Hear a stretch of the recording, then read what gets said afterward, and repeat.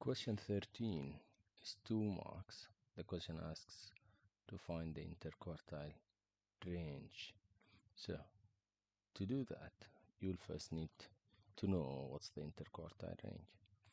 The interquartile range is equal to Q3, which is the upper quartile, minus Q1, which is the lower quartile. Writing this will give you a mark, so try to write whatever information you know. Now, how do we find the interquartile range then?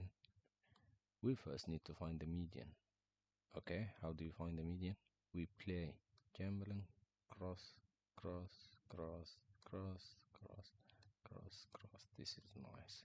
So the one in the middle is the median. We don't need these yellow lines. Goodbye, guys.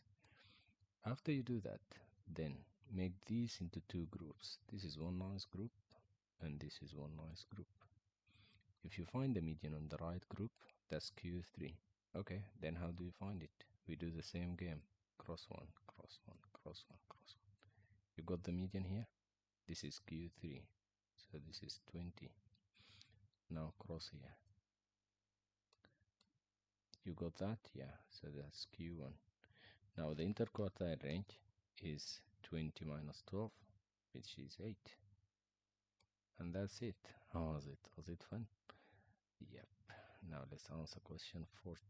It looks hard and it's just 2 marks. That means it's not hard. Let's do it.